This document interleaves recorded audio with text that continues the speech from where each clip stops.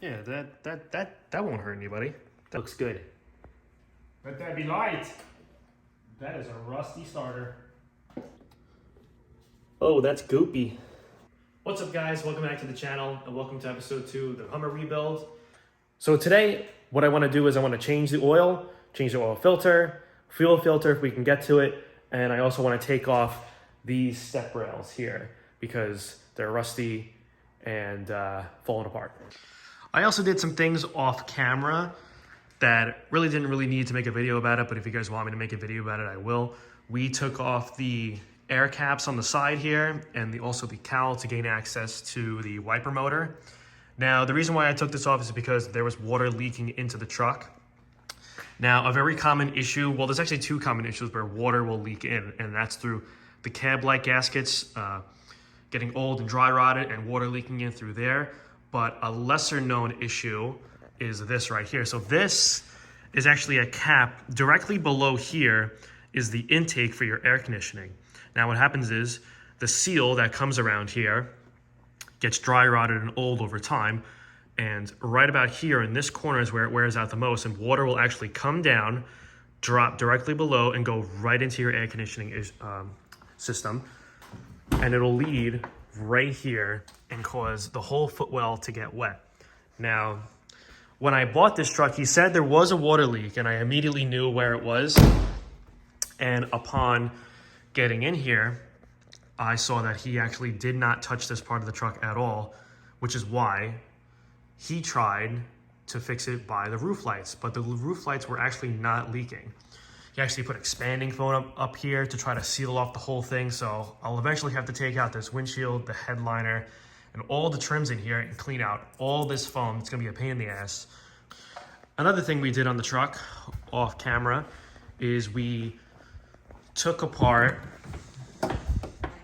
the dash here. Now, if you remember in the last video, the speedometer, tachometer, nothing worked in there. The lights didn't work, nothing. So we took it out. We got it sent out to a rebuild company that I found on the internet. Once we get that cluster back in, we'll be able to read all the sensors properly. We'll be able to read any codes that are coming up, anything in the dash that might be saying anything, coolant, battery, all that kind of stuff. And we'll actually get an accurate reading on the RPMs because the engine runs fine, but it is having a issue when it starts right up. That could be related to the battery though. I think this battery in here is shot, so we'll have to replace it. Okay, so let's see what we got here. We have some brand new 5W30 from AMSOIL. I love AMSOIL, I use them on all my vehicles. Got a new fuel filter here, and we have, let's see, 1, 2, 3, 4, 5, 6, 7. So this truck actually takes only 6 quarts of oil. I bought 7 just to top off, just in case it ends up eating oil or whatnot. And I also got these additives for the fuel tank, but we'll use those once we actually get it running and driving. So for now, they'll stay in there. And we got a sticker. Nice. Add to my 40,000 other stickers. So this is AMSOIL's OE synthetic motor oil. Usually I buy their signature on the rest of my cars, but because this is the first oil change, I figured this is not going to be very long until the next one. So I didn't want to waste good oil on it, just in case we actually have to take anything apart on this truck or have to drain the oil again for whatnot. I didn't want to spend so much money on oil. But either way, I love the AMSOIL products. They seem to do a really good job at cleaning everything up. And since this motor's been sitting for a while, this should help clean it all up and get it running nice again. This is not an oil change how-to video, so if you want one of those, let me know, but I'm just going to change the oil in this.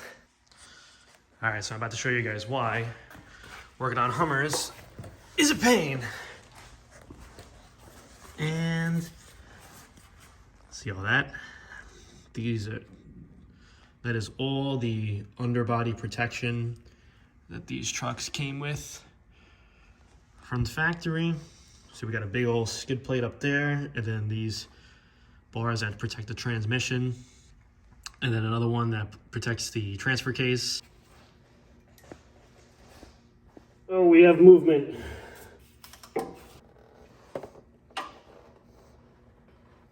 Oil is just about done draining. we'll get that oil drain plug back in, get the filter out, and put in the new oil.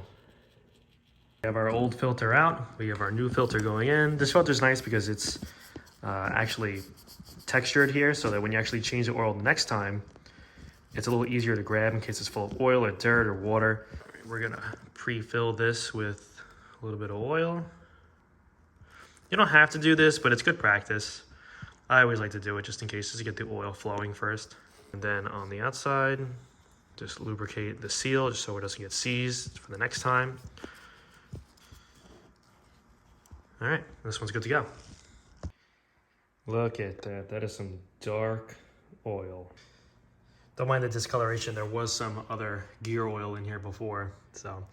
But we have a really good sample, so we'll send that out to Blackstone and they'll tell us exactly what's going on, but it looks like the proper amount of oil was actually in here, so we have a new filter in.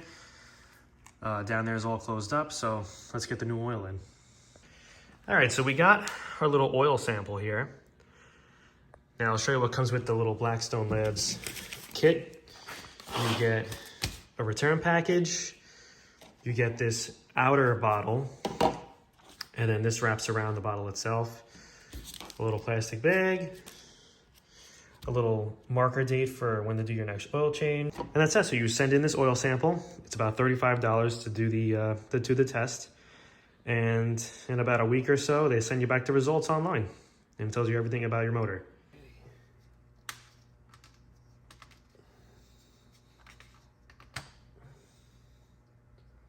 All right, funnel in.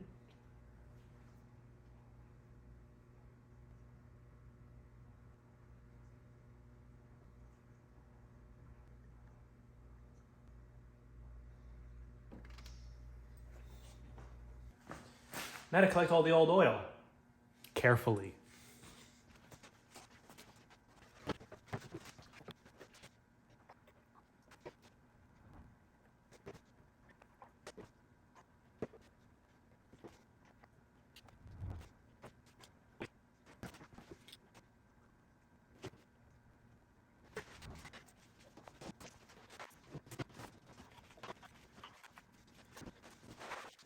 All right, time to get these rocker panel protections off and stepwise.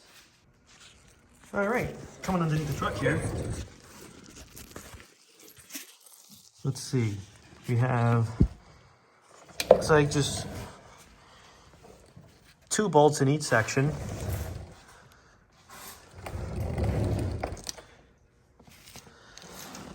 And then 2 more up there. Doesn't look too bad. None of them really look rusty or anything. I just turn this first one and it turned pretty freely. The upper one's gonna be a little bit more difficult to get to, but we'll see what we can do.